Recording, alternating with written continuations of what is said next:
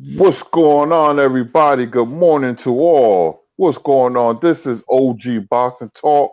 I'm your moderator for today. My name is Curtis Anderson, aka Kurt Sugar. Fanon as well. Hope he gets better. So we're gonna start off. As everybody enter the room, first I want to say hello to my co-host, Blood Boxing. What's going on with you?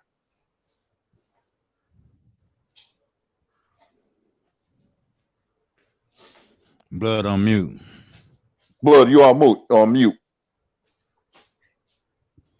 Okay, we're gonna I'm come sorry back. about that, man. I couldn't get my damn thing. I was trying to get the speaker on mute on the chat. So I'm sorry about that. What you said, Kurt? Did you call on me, bro? Yeah, I want to know what. I just wanted you to say good morning to everybody, and as Oh yeah. everybody come into the room, I'm gonna go back around the horn and ask your favorite movie of all time growing up. But Okay. tell the people where they can find you and how you doing this morning. Hey man, this your boy Blood Boxing, man. I'm up in the house. Y'all can find me at the Boxing Spreadsheet, or you can find me at Retro Boxing and Documentaries, man. So everybody in here, smash the motherfucking like button. We finna get this party started, man. Hey, that's pretty much it. That's all I gotta say for right now. Okay, we're gonna go to KQKC Boxing. How you doing this morning? Tell people where they can find you, KQKC. All right, Kurt. How you doing this morning, my brother? I'm doing good, man. Good. Man, you can find me right here, first of all, at YouTube at KQKC Boxing Network. You also can find me on OG Boxing at 8 a.m. Central Time on Sundays. Now, Monday through Friday from 12:30 p.m. Central Time, you can catch me with my live stream. And I come on right after Fanon International Boxing.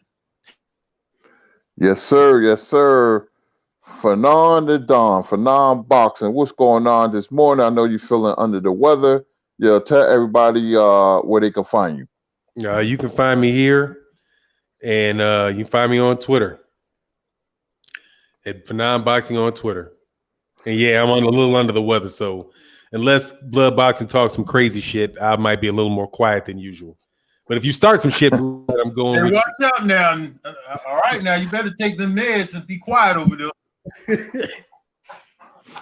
Yes, sir. Yes, sir. As everybody, coming to the room, we're going to start off with growing up as a kid. What was your favorite movie? Your absolute number one movie growing up as a kid that you may still watch today? We're going to start off with KQKC Boxing. What was your favorite movie growing up? You're mute, KQKC. Okay, when you talk about growing up, man, and I'm talking about I was growing up. I was young. And I don't know if y'all remember this, because you got to remember on the 18th of this month, I'll be 53. And it was called Abby. All right. She was, she was possessed. Remember, and she was an African American woman that was possessed, and her eyes rolled back, turned yellow, throwing up, and everything. Man, I slept with mom and dad for about a week, and dad didn't like that at all, right? But I said, move over and let me get some of that pillow, because that really scared the shit out of me. I never seen nothing like that before, and I, sometimes I still think about that movie, right? I don't know. I'm like old boy from Friday, in the chicken coop, but that's what I'm talking about, Abby. I don't know if you remember, but it's an old movie. So yes, I do. I certainly remember. That's when you had the drive-in movie theaters. I did see that movie. Right. It's on YouTube on this channel called Real Black. It's a very good channel. They will show you predominantly black movies, the forgotten ones. Okay. Yeah, it's on there right now. We're gonna go to Fanon. Fanon, tell the people what was your favorite movie growing up? Coolie High. Coolie High. Set in Chicago. That's a classic, man. Lawrence Jacobs and Glenn Turman. Coolie High. Man, that's a end classic. of it was crazy sad, but yeah, man, Coolie High is my favorite movie growing up. let's go to my brother Blood Boxing and tell the people what was your favorite movie growing up. Hey man, before I tell everybody what my favorite movie is, I saw Junior the Truth and they're talking about Ebony and Humphries Volume 8, which is favorite movie. Listen to me, man. Ebony and Humphries was one fine, stacked ass sister. And when I first saw Ebony and Humphries with that Jerry curl, my dick got so hard, bro. I mean, my parents couldn't even find me, bro. They couldn't even find me, man. I was always locked up in the bathroom. But anyways, that was one of my favorite movies too, Junior. Just want to let you know that's a fucking classic, bro. But my favorite movie of all time is it'd have to be Shaga Zulu. Shaga Zulu, the name of the movie, man. You know, it's a long ass movie, man, but man, I love that motherfucking movie, man, because Shaga, he didn't give a fuck, man. He impaled motherfuckers, all kind of shit. You know, I liked anything with action in it though, bro. Anything that got action, people getting killed, people dying, and if it wasn't that, it had to be some kind of porn or something. You know, and I like Stormy B, man. I also like all the karate movies too. You know, that's blood boxing for your ass right there. Yep. So that's it right there, man. Yes, indeed. Yes, indeed.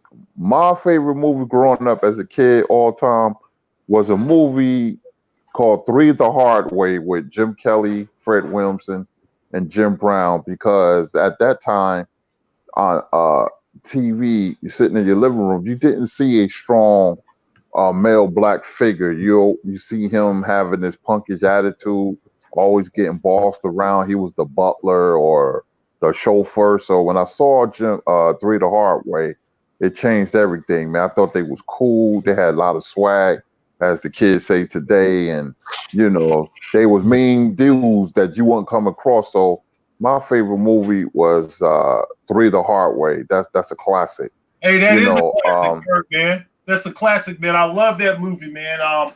You know, you got three of the biggest superstars, black action superstars in the era of blaxploitation films, man. They got together, man. Jim Brown had already made his name in football. So did Fred Williamson, because he played for the Chiefs. He played football too. And then Jim Kelly, man, who was actually really competing in martial arts, man. So, you know, and guys like Jim Kelly, what's his name? The other brother who used to in the 70s, Cleef. Ron Van Cleef? Yeah, Cleef, yeah, him. Brothers like that, man, these guys competed. Chuck Norris is another one too. These guys competed on a professional level, man. They weren't just actors. These guys knew how to fight for real. You run across them, that's your death wish. All right, so I mean, that's a great movie, man. That's one of my favorites too, bro. Had an awesome soundtrack too. The great R&B music of that time, soul music of that time, man. Awesome soundtracks with the blaxploitation films. You had the Superfly soundtrack come from that. You had you know, so many damn great, the Mac soundtrack. So many great movies during that time period, Kurt. As I want to, you know, piggyback off that, you know, the soundtrack with Curtis Mayfield, you know, when he did Superfly, and the group that did the soundtrack to Three the Hard Way were a group called The Impressions, you know, that was Curtis Mayfield's group. And yes, you had Willie Hutch, who did the Mac. You had Marvin Gaye, my favorite singer of all time. He had an album. This is a classic called Trouble Man. It was the soundtrack to the movie with Robert Hooks. That's a great album. That's my all-time favorite album right there. And you know, you had Isaac tracks though, Kurt. What you say? Marvin Gaye only did one vocal on that whole damn album, but it was slamming though. Yeah, he was. People don't realize he was a composer. So in Marvin Gaye, you had a guy who was a crooner who went to a conscious singer who was also a composer, which people don't give him credit for. He was a great composer, man, because I love instrumentals, man, and he did his thing, you know, with that album, man. And plus, you had Isaac Hayes, who did a movie called Truck Turner. Yes, sir. You know, Pursuit of the Pimp Mobile is a 9-minute instrumental, you know, that's great as well. And James Brown did Black Caesar soundtrack. That's a classic. Woo. You know, so you know, that was a big part of my childhood, man. But Hell Up in Harlem too by Edwin Starr. Yep. Yeah, Edwin Starr, who used to have a song called "War" that Marvin Hagler used to come out. That was basically his theme song. Yeah. So we talking about music because everything is a connection. It segues into what we other subjects, but I want to talk about fighter of the year, fight of the year, prospect of 2019. But we're going to start with who was what was the fight of the year in your opinion? And we're going to start off with might as well blood boxing, and we're going to go around the horn. So tell us, Blood, who was your fight of the year? Fight of the year for me was Regis Prograis and Josh Taylor. I thought that fight was action packed. You had a lot of belts on the line. You had unification occurring. Two fighters that came out of a tournament, and I have respect for any fighters that involve themselves in the tournament in this era of these fighters today. They just cherry pick and they go for low risk, high reward type fights. But that fight ended up being a banger, man. It was everything that it was hyped up to be. Some people even had said that it should have been closer. It should have been. Some people gave it to Regis Prograis. He fucked up Josh Taylor's eye. Taylor did what he needed to do to win the fight. I'd have to say a runner-up for me would be Errol Spence versus Sean Porter. I thought that was also a great fight. But both of those fights, man, they're kind of neck and neck, but I give the edge to Prograis versus Taylor because that fight comes from a tournament and you had some of the top fighters involved in the making of the build-up to that fight. You had to beat other top fighters to get into their finals in that tournament, man. If you have any kind of tournament structure, you have to respect that in this era because you have an era where you have false ranking systems, all right? Fighters who like to get on here and talk on Twitter and what's these other, I don't use none of these other social media sources, but Twitter fingers, Instagram model fighters and all of that shit. So, hey, anytime you get a fighter who comes from out of a tournament, man, I respect that to the fullest. I'd have to say Regis Prograis, Josh Taylor. That's my fight of the year. Yeah, that was a very good fight, man. It lived up and exceeded expectations. We're gonna go to Fanon, the Don. Fanon, tell the people what was your fight of the year, brother. Oh, I see it I see it pretty much just like Blood sees it. But I would go with Errol Spence and Sean Porter for fight of the year. But man, it's a toss up with that and Regis Prograis and Josh Taylor. They were both excellent fights. But I would lean towards the Spence Porter because those are two fighters that were already proven. Like those are already two top notch proven fighters. But now, if you could get the super chats, you want me to get them? I don't know. I know you're feeling a little under the weather. Yeah. Let me. Yeah, I can do them. Yeah, I'm sorry, man, you guys. This is gonna be hard on me talking for a very long time, man. Ron Finkley, much love in that super chat. He said, OG's boxing salute. Mr. Already said, just supporting Randy S.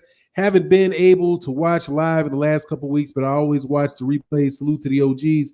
Salute to my fellow Gator brother, Blood Boxing. Salute to you, my brother Randy S. Man, go Gators. Fuck the Gators. Hey, watch out, man. Who do you like anyway? You don't even watch college football. Get out of here with all that talk. I rock with the Illini, so you know I watch college football.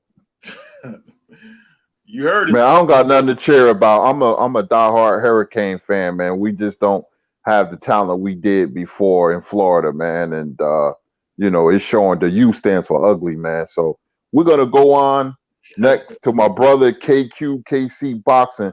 Tell the people, KQ, what was your fight of the year? Well, my fight of the year, first of all, I would think Charlo and Harrison, but also, excuse me. Sorry, no, I'm sorry. Okay. Errol Spence and Sean Porter. No, those are two, but I'm leaning towards Errol Spence and Sean Porter. See, Harrison and Charlo. Now we expected Harrison to win. We expected Charlo to be out of his thoughts, got in his head and all that through the press conference. And I think Harrison was shocked himself. Matter of fact, he was. But Charlo kept his head and did what he had to do. But with Earl Spence and Sean Porter, you cannot box Sean Porter from the outside. You can try, but he will get to you any way he can. So you got to fight fire with fire. And that's what he did. And that's what made it an exciting fight. And that's all I have. Yes, sir. Absolutely. My fight of the year, I concur with Fanon and KC Boxing. It was Errol Spence and Sean Porter. It's a fight that lived up to expectations. It's a fight that exceeded expectations. You had two champions, just like Taylor and Prograve, But the reason I picked Porter and Spence was it just seemed like they were so passionate. They was like two pit bulls, Sean Porter surprised me because I thought Earl was going to run right through him, and that didn't happen.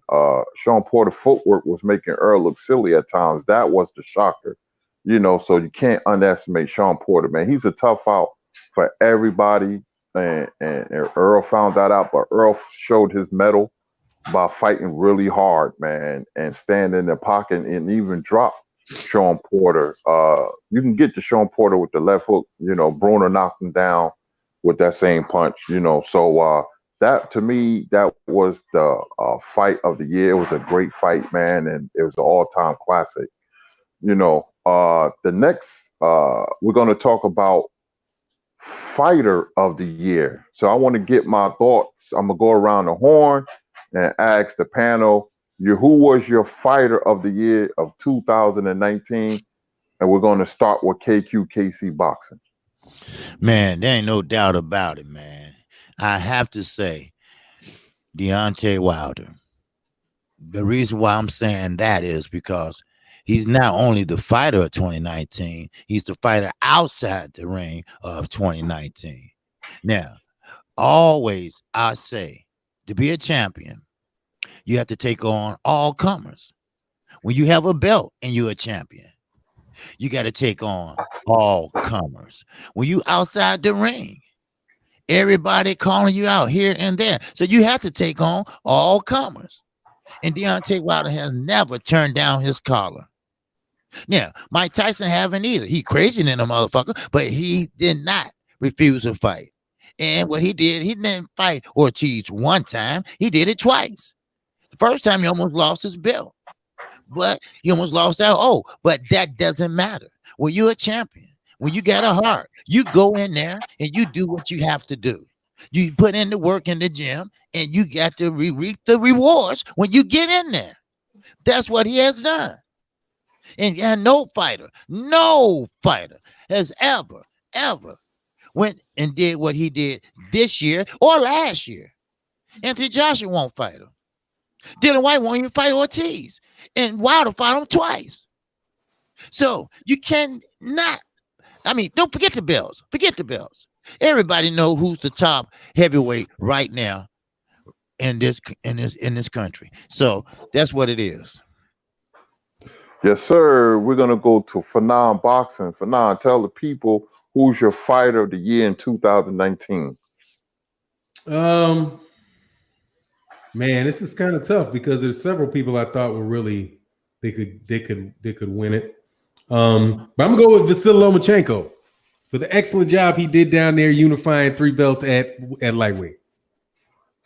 Mm-hmm. Okay. I know you are. Man, go and get you some fucking drink, man.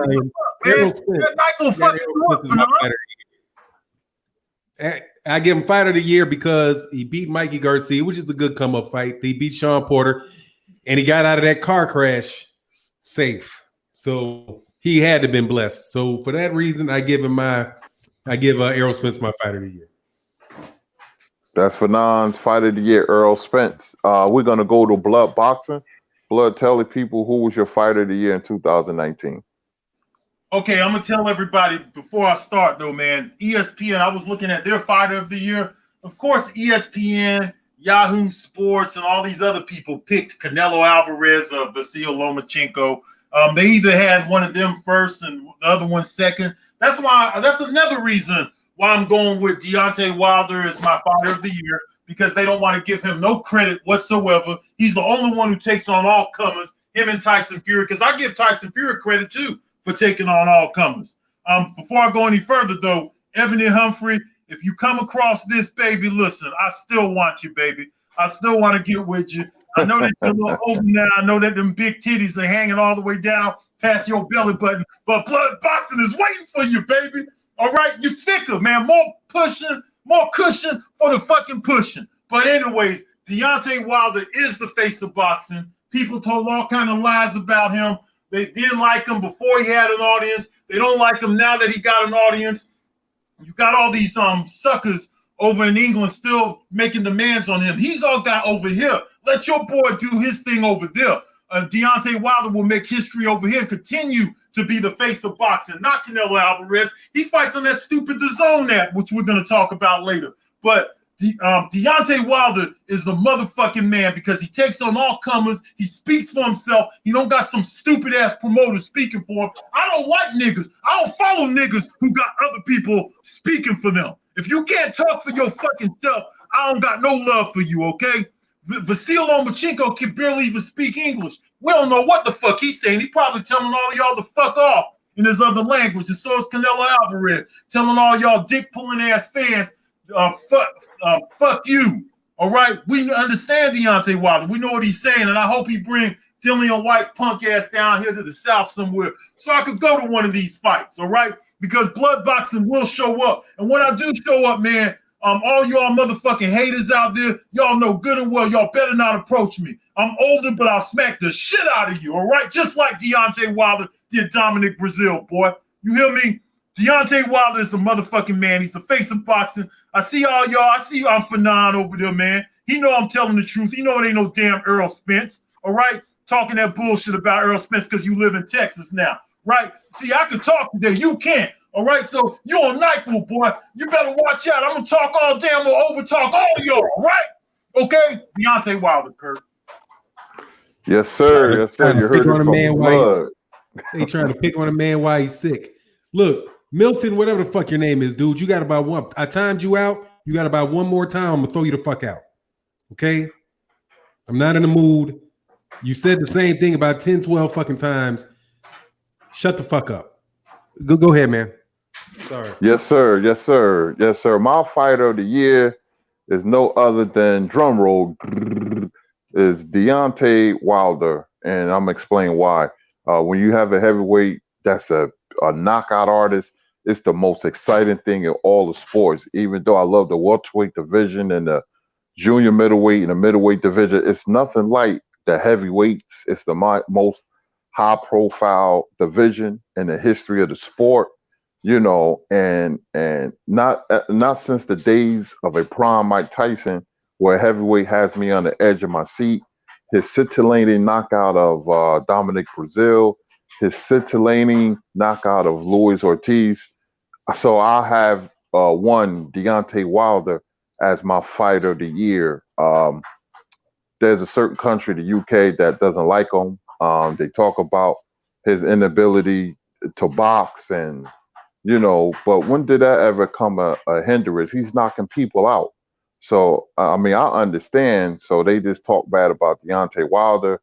I'll be going on these channels, man, and it be Black American channels that be putting Deontay Wilder down because they want the UK fan base. I'm not going to say the channel's name, but they get on my nerves, man. You know. So to me, it's Deontay Wilder. He has a lot of love here, and we're going to keep supporting him. And there's a big fight coming up February 22nd. Our next subject, we're going to move right along. Our next subject is who is your prospect of the year in 2019? And we're going to start with Fanon Boxing, and we're going to go around the horn. Oh, man. I got to tell you, man, I think it's a tie for me between Jaron Ennis and damn, my dog. Sorry.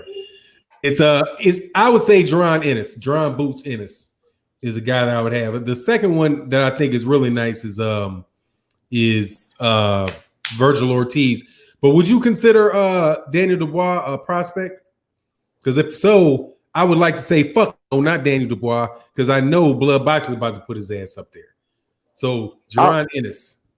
Okay, I consider Daniel Dubois a prospect because we still have some things we have to find out about Daniel Dubois, you know, even though he's climbing, but I still consider him a prospect. I want to go to Blood Boxing. Tell me, who was your prospect of the year in 2019? Hey, man, I got to say that boy Ennis is something else. And he got a fight coming up, right, Kurt? Friday night.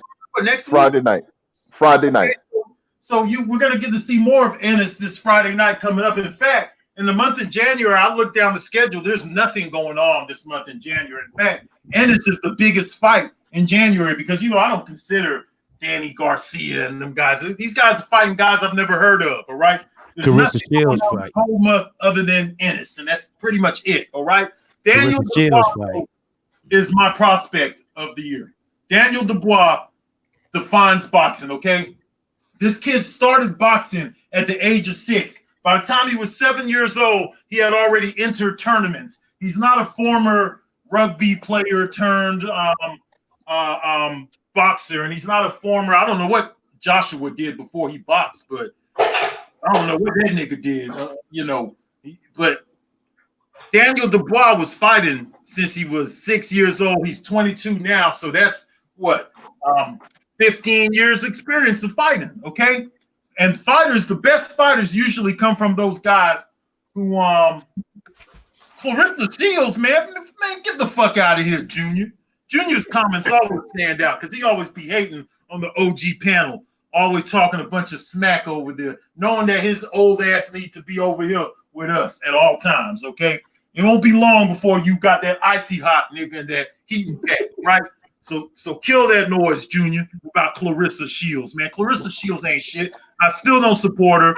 I'm sorry to tell y'all, after she did that old fuck shit, I don't support her. But anyway, let me get back to Daniel Dubois. Daniel Dubois is already climbing up the WBC rankings. He's already got a second-tier belt. He's already calling out. He didn't call out Deontay Wilder. He called out Dillian White punk ass because Dillian White, he a bitch. He nothing but all talk. He called out fucking Derek Chisora, crickets in the building. You know, I was listening to a British gangster movie yesterday. I was watching a British, you know, the British got gangster movies out now. You know, I don't know what that movie was. That it was on Netflix. Go to Netflix, man. But you talk about the craze barbers over there. Like, what's up with the barbers, man? I know when I left England that I was thinking like, damn, there ain't no barbers over here. But I didn't expect that they still didn't have no fucking edge ups in England, man. Somebody go over there and make a bunch of money. If you nice with the Clippers, just move over to England. You can make a boatload of money because them niggas was on that British movie talking about some, yeah, bruv. It's bruv. The new word is fam now. They use fam now. Yeah, fam. Hello, fam. And there's some chatty, British niggas are some chatty ass niggas too, but not Dubois. Dubois ain't no chatty ass nigga. Dubois gets the business. He coming with his fist only. All right. I don't hear Dubois talking no shit. He going in there. He taking numbers. He finna take out that other big British robot fighter. I forgot what his name is. You know, the big, tall, light-skinned guy. You talk about I forgot his name too. Damn. I can't remember that bitch name. You know, Joe Joyce. Joe Joyce. Yeah, he finna take out Joe Joyce, Jared Curl ass. And you know, Dubois don't and just watch how he move. He don't move like the other Brits. And I actually noticed he had an edge up too. The nigga don't have that peak in the front of his head. The nigga had a full-fledged edge up, man. All right. He fights like us. He got the same kind of haircut as us. He don't talk much because his accent is fucked up. He knows that. He trying to work on it. He planning on moving over here. He'll be over here with us soon anyway. All right. They don't like him over there anyway. They only like Anthony Joshua because he's an underwear model. So, you know, them Brits, they go all crazy, them dark chuckers and stuff. You know, when you be sending them the little pictures of him in the hot tub with 5 other Brits and all that kind of stuff. They ended up playing smack ass with Eddie Hearn, all that on Eddie Hearn plantation, playing their little smack ass games and shit like that, man. Daniel Dubois, that's my prospect of the year. And he's a big threat to Deontay Wilder, too. The longer Deontay Wilder waits to fight Dubois, the worse it's going to be, bro, because y'all just don't seem to realize that Deontay Wilder is in his mid-30s. But anyway, that's all I got to say about that. And the secret dark chucker comes out of him. Oh, no. I did chuck darts. I chucked darts. I'm not going to lie. I used to work in their pubs and all that kind of stuff. So I had to go and get friendly with the people, and I'll beat them at darts. My first time I ever played darts, I hit a bullseye. And then the second time I hit 180. I could have been famous over there, man. The first black darts champion from out of England. That could have been me, man, because that's how easy it is. Because those guys are just a bunch of non-athletic, on the couch potato motherfuckers. All of them. They can't fight. They can't cut here. They can't get pussy. That's why all their women over there are dykes, right? That's why all of them are eating pussy. All of them eat pussy over there. Even the guys, that's what they do. They eat pussy because they can't fuck worth of shit. That's why I'm going back to find me a wife. I'm out. All right, Blood. Did I go to UKQKC? No, not yet. Okay, KQKC, tell the people who's your prospect of the year in 2019. Okay, well, look, I have to be honest, and Blood is right. Daniel Dubois. I mean, he's young, yes. He has a lot to learn, yes. But the boy can box. The boy is strong. The boy got fundamentals as a heavyweight. And yes, Joe Joyce, about time he throw a punch, Dubois probably hit him about 6 times because he's that slow. Yes, he's a big guy, but he's slow. And Dubois, he's ready to clean up the division. He's ready to box seriously. And he's going to do just like Josh Warrington want to do. He want to move over to America. He want to learn how to box the correct way. Josh Warrington, quote, and I motherfucking quote, he said that he's tired of this old Sheffield style. I'm tired of this old Bolton style. I want to go to America to make the money and to get the best trainer and to get the best moves and angles and everything else that they don't teach over there. England don't teach that type of shit, right? So that's why everybody coming over here with the PEDs also, because don't think they just popped up all of a sudden.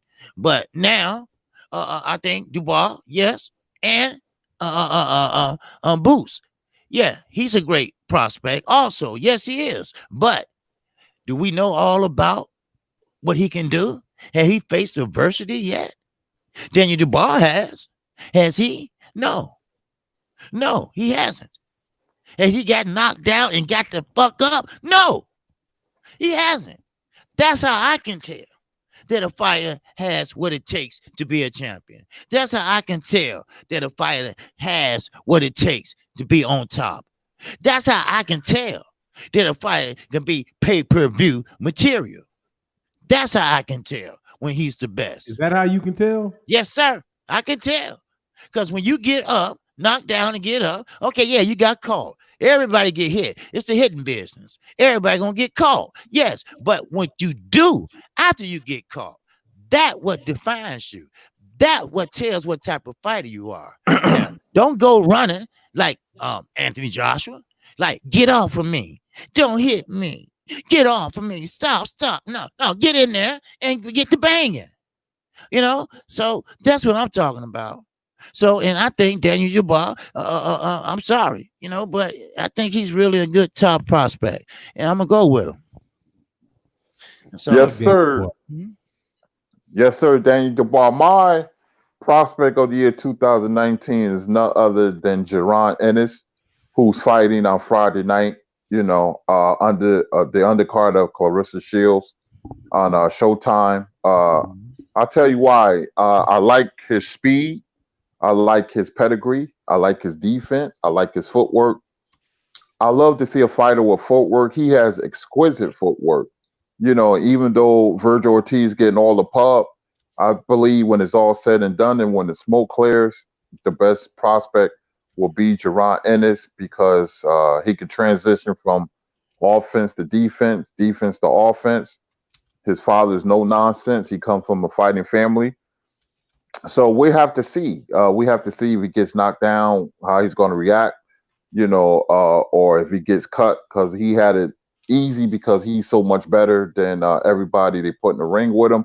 So he has to step up in competition after this fight. Well, let's keep our eye on Jaron Ennis. But to me, my favorite prospect of the year, Ennis. Our next subject, we're going to talk about DAZN and how they're going to hike up the prices. There's rumors about DAZN will be $50 a month, which I have the DAZN, but I'm not paying no $50 a month. Yeah, I go where the boxing is, and I love the tournament, the Super Series tournament. I thought it was a great idea, but to pay $50 for something that doesn't have the material, I just think it's asinine. Eddie Hearn, it was his idea because what I'm hearing, I don't know how true it is, they brought in less than 50 million profit for the calendar year, and that's not going to get it done. They handed out money like candy. So we're going to ask the panel, what are your thoughts on DAZN and $50 a month? We're going to start with Blood Boxing. Did you just say $50 a month, bro? Yes, that's ridiculous. There ain't nothing over there in the UK but a bunch of deers and queers, okay? If you guys think that we're going to pay $50, you out of your raggedy ass motherfucking minds, all of you. Oh, yeah, before I go any further, too, why y'all shorting us on the likes, man? Right? Kaz, I see you up in there. The Architect, Brian Turner, Woolbag, Jupiter B. What's going on? Michael James 616. Come on, man. Y'all smash that motherfucking like button, man. God dog, y'all ain't even trying to help the show, man. Come on, smash the motherfucking like button. Smash the like button. What's up, Bert? Ricky Samuel, man. Shout out to you in the super chat. Hey, we appreciate you, my brother. We appreciate anybody who signed up to OG Boxing Talk. We appreciate all of y'all. Eddie Hearn, look, he came over here with the wrong mentality in the get-go. We said that DAZN wasn't going to work over here for fucking $9.99, and it didn't work, okay? So whatever makes them think that we're going to pay $50 out of our pocket, they're out of their damn mind. They don't even realize that $50 is somebody's whole cable bill. That's your whole fucking Comcast bill if you got that cheap plan, okay? You could get fucking 300 channels for $50, motherfucker. Ain't nobody paying $50 for no damn DAZN. You must be out of your raggedy ass mind, Eddie Hearn.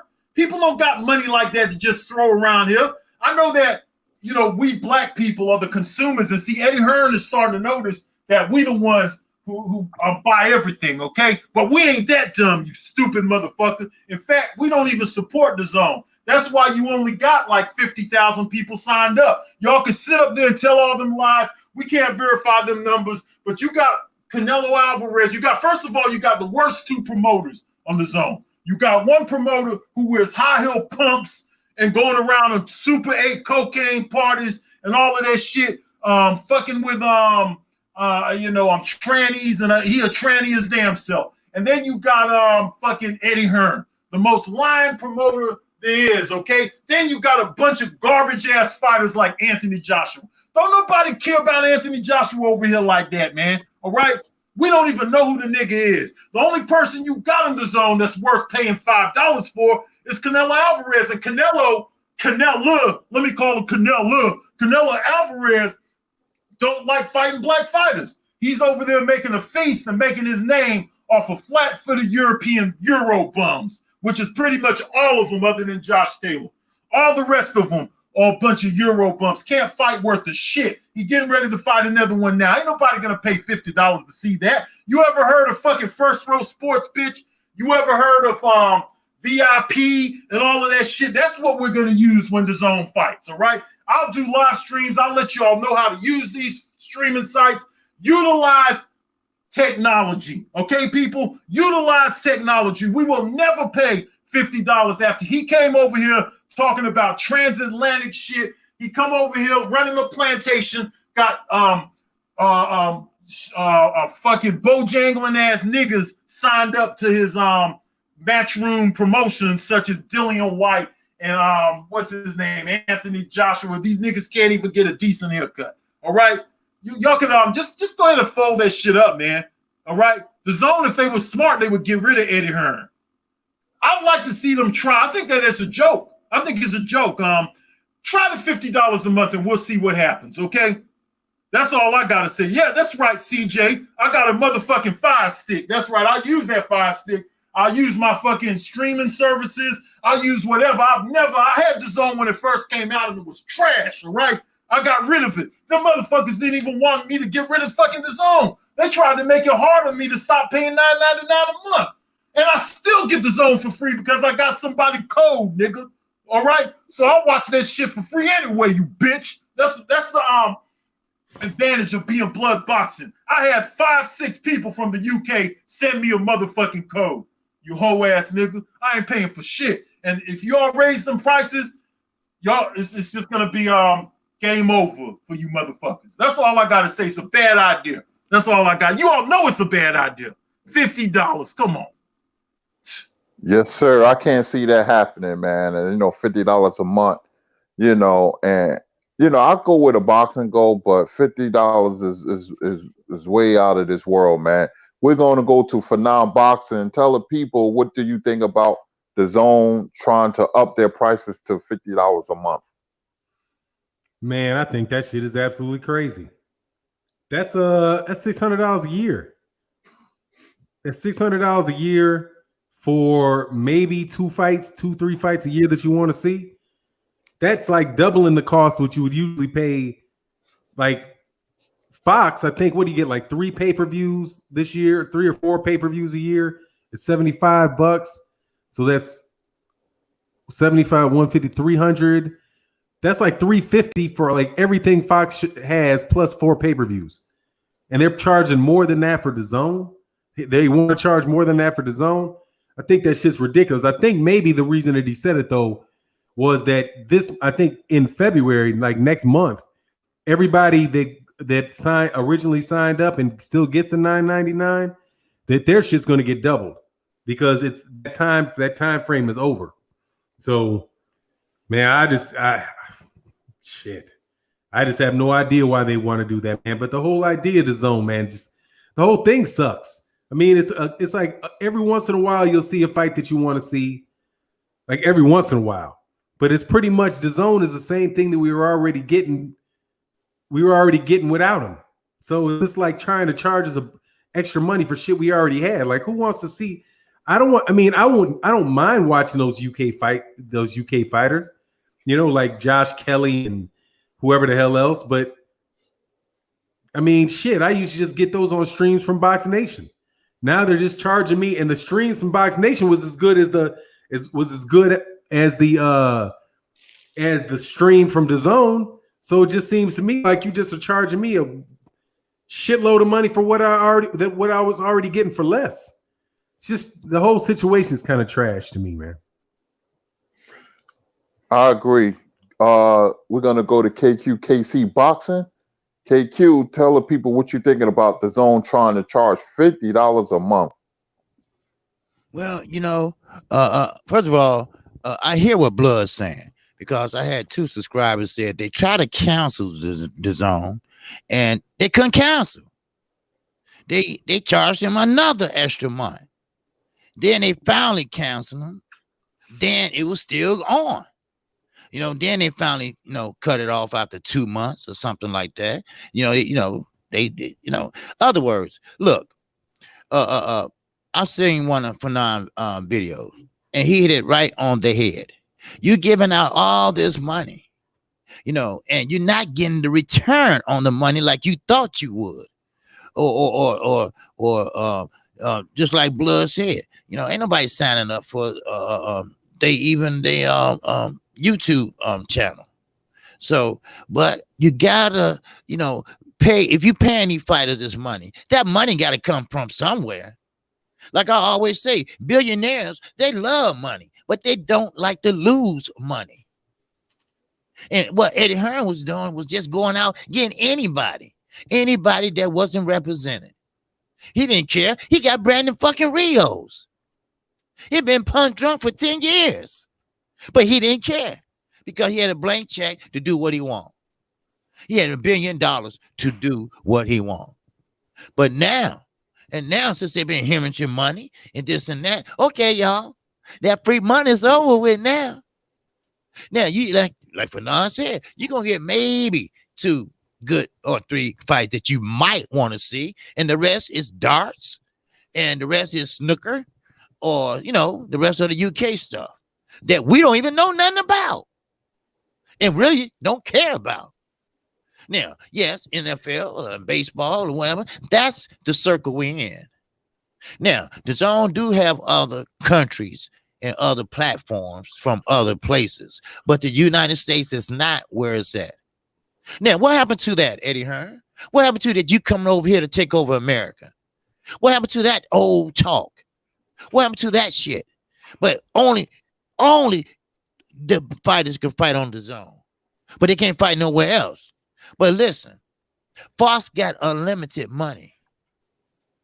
Showtime is still hanging in there. How long? I don't know. But I tell you one thing, ESPN is the new HBO. So they ass is going to get tired of boxing too and go back to their other 20 sports they have.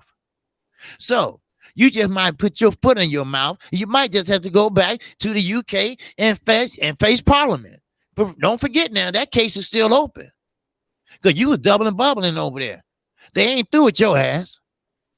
So at the end of the day, AJ's supposed to be on a fight-to-fight basis, right? But that's not his team. That's Eddie Hearn's team. So they do whatever Eddie said do. Just like Bud Crawford. That ain't his team. That's Bob's team. That's Big Daddy team. You see? So, DAZN, you must be a damn fool. I'm like Blood. Ain't no way nobody gonna pay $50 for that shit. So you can miss me on that shit, and trust me, I know about codes.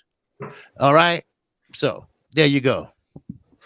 They better have some big fat woman, some big fat Jamaican woman with big old titties and ass cooking some oxtail and curry goat to go along with that subscription, because I'll tell you what, all those fighters like Callum, Liam, Josh Warrington, Josh Taylor, all the motherfuckers are the same guy. Do you guys know who these guys are? It's Liam and Callum, all these guys, man. I can't keep up with all these Liams, Callums, and Joshes. All right, all of them are the same motherfucking guy. All right, you don't have a star over there because you can't call. The only one they got is Canelo Alvarez. Okay, who won't fight Charlo, Andre. You got Canelo and Andre over there. These guys ain't even fought yet. You got Andre fighting at the end of the month against some Liam dude with nobody know. All of those guys are the same person, nigga. You got to give us something good with this, man. Give us some porn. There's no need to add Ebony Humphrey, 59, coming back. Ebony Humphrey coming back at 59 with her big saggy titties. Now, I pay to see that, but I ain't paying for that bullshit they trying to offer. Yeah. Yeah, that's right. I even got nicknames for them fighters in England. You got Luke Campbell Soup. You got Anthony Toyota Corolla. You got John Ryder Cup. You got the Otter Waling. Them guys just not that good to me, man. But anyway, we're gonna go on to the next subject. Tell us, panel, and tell the people the 3 fights you would like to see in the year 2020. We're going to start with Fanon Boxing. Tell us 3 fights you would like to see this year. Let me get a couple of super chats we missed. Rick Samuel said, New Year's greetings to the OG Kings. Hashtag LDBC. Thank you very, very much, Ricky Samuel. Bull One, it said wasn't the selling point pay-per-view is dead, now hiking up the price 3 times, dead zone. Yeah, man, that was their thing. Pay-per-view is dead. So they're just going to take the pay-per-view money because that shit costs more than pay-per-view. That shit is absolutely crazy. The 3 fights that I would like to see this year are Terence Crawford versus Sean Porter. Terence Crawford, Sean Porter. I'd like to see Deontay Wilder, Anthony Joshua. And I'd like to see Gervonta Tank Davis versus Vasily Lomachenko. Those are the 3 fights that I would like to see the most this year. Yes, sir. Yes, sir. Next up, KQKC, tell the people the 3 fights you would like to see in the year 2020, brother. Well, first, I definitely want to see Earl Spence, and like he said, Terence Crawford. I would like to see. Now, I also would like to see Terence Crawford and Sean Porter. Now, I take either one. I don't give a fuck. I take either one. Just step up. Just look, bag up your smack. That's all. Show me. Then I want to see, regardless, Anthony Joshua and Deontay Wilder. Hey, grow some balls. Take a chance. You might surprise yourself. You might do good. Or you might just have to, go to sleep. But at least you got in there and showed some heart. I would like to see that. Then I would like to see a rematch. A rematch with Jerry Hurd and Julian J. Rock. I think now, since Hurd got rid of his team, maybe, just maybe, somebody could show him how to put up a guard so he won't be getting hit so much. That crossover guard, Joe Frazier was good at it, but Joe Frazier was short. He's too tall to do that. So he got to come in like Deontay Wilder and most of your tall guys with a high guard like this, and then go to work. Learn how to throw a body shot. Learn how to throw a straight right. All right. Learn how to call. It's called a counter pull or pull counter. Something like Floyd used to do. Fake, bam. That's a pull counter. All right. So learn how to do that. Then your new team can show you how to get your belts back. So you starting all over. That's all. You starting all over. But those are fights I want to see. Right now, we don't have 5 years. We don't have 5 years to wait. We waited already 5 years for Manny and Floyd. That was bull crap. But now we ain't got 5 years. Hell, I'll be 53. I ain't got 5 years. You never know. You could be here today and gone tomorrow. I want to see it now. If I don't see it now, trust me. Trust me. I will be on every social platform talking about it. And send me a letter. Send me a letter. I'll ride that letter out till I go to court. Then I say, okay, I'll take it down. Now, Yes, that's all I sir. got. That's all I got. Yes, sir. Yes, sir. KQKC Boxing. We're going to go to Blood Boxing. Tell us the 3 fights you would like to see for the year 2020, Blood. First of all, it's a damn shame that we have to have wish lists as fighters. Back in the day, we didn't have to go through all of this shit. I like to see Canelo Alvarez, Opie Taylor looking ass, fight anybody black, okay? I like to see him fight Jamal Charlo. Canelo Alvarez versus Jamal Charlo. That'd be a great fight. Canelo Alvarez fought Daniel Jacobs last year, man. He fought somebody black. Nah, man, that Daniel Jacobs don't count, man. He's Jamaican anyway, man. All right, he don't count as no. I mean, the nigga got an S girl. And plus, for now, I had a problem with something you said anyway, okay? What you said about Tank versus Lomachenko is going to be old history after he fights Lopez. All right, it should be more like Tank versus Lopez or Tank versus Devin Haney. All right, not Lomachenko. Man, come on, man. You've been following those writers around too much over there at Facebook, man. Listening to that bullshit, man. That motherfucker Lomachenko is done. He's ghost after he fights Lopez. Hey. He got I can want whatever the fuck I want to want. Yeah, that's true. But whatever I want to want, I want to want.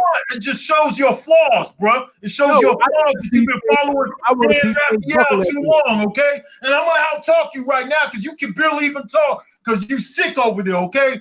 All right, now Tank Davis needs to be fighting the winner of Lomachenko Lopez, which is gonna be Lopez. Lopez is gonna beat the fuck out of Lomachenko, all right? He's going to cut him up, make him look bad, make him look like an old man. The man going to retire. After they're done with that, them young guys need to fight, okay? You got a 3-way thing going in lightweight. You got Lopez, you got Devin Haney, you got Tank Davis. I don't want to see none of these guys fight. No Liams or Callums, okay? I'm done with the Liams and Callums. I don't want to hear nothing about, well, you're coming back to fight that other Luke Campbell and all that dumb shit. Nobody want to hear none of that. The top guys need to fight. I want to see Deontay Wilder versus Anthony Joshua, okay? I want to see what's that other fight? I just had another one.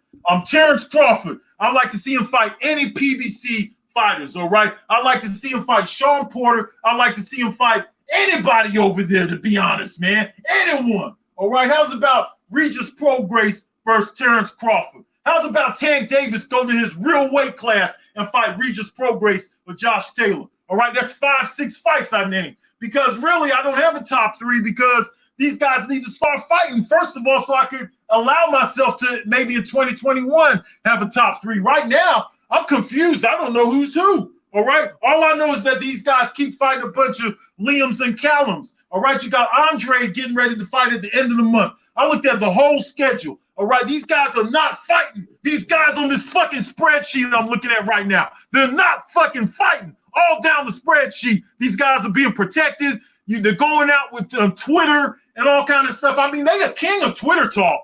When it comes to Twitter talk, them motherfuckers are good at that shit. All right. All I hear about is Twitter. So-and-so called out so-and-so. Terence Crawford called out Tank Davis on Twitter because he's a Twitter finger celebrity wannabe. Okay. I don't follow nobody on none of those platforms. You get in the ring and you fucking fight. All right. And all y'all stupid ass fans that continue to pull these guys' dicks, all of y'all have everything to do with why we're not getting the fights we want. All right, going behind these guys, not demanding. All of England should have turned on Anthony Joshua right now.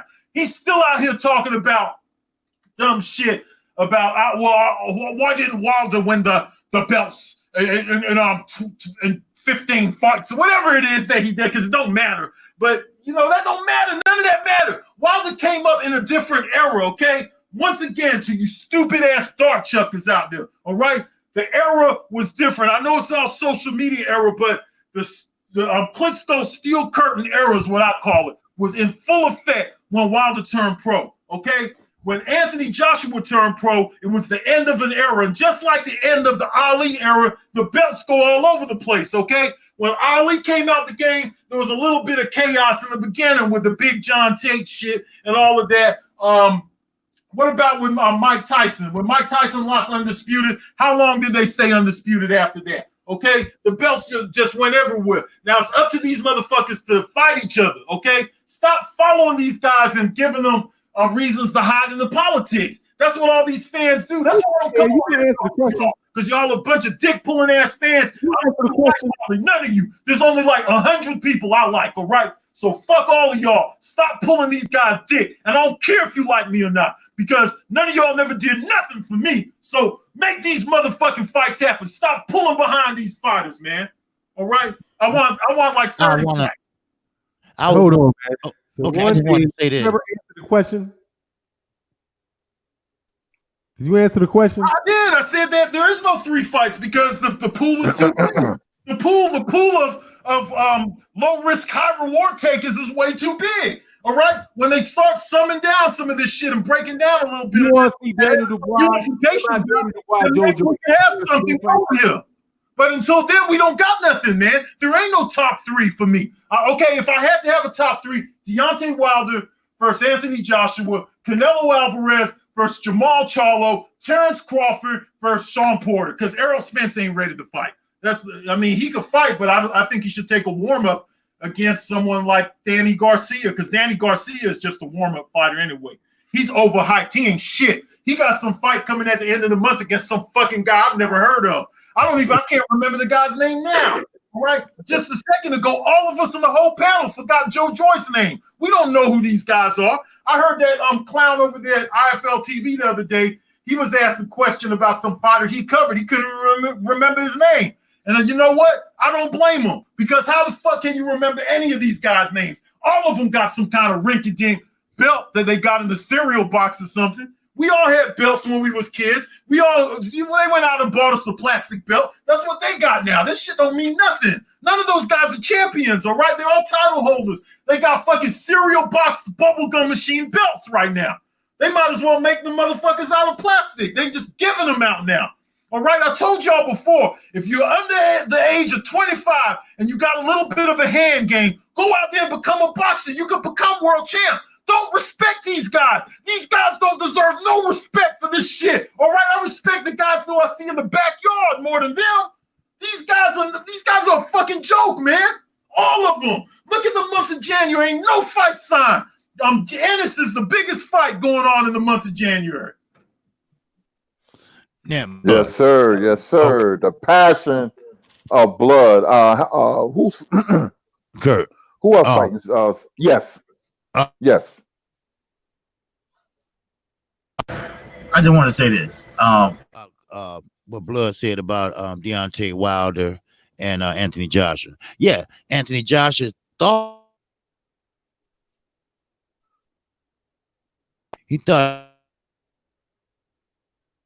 Mike. Who he put me on mute? Okay, he think he was saying something smart, but he wasn't. You know, he thought he was, but he wasn't. And because Deontay Wilder did not unify, it's because they do not want to fight him. What they wanted to do is this. They wanted to go to the money. That's all they was doing, going to the money. That's all. Charles Martin. I mean, who?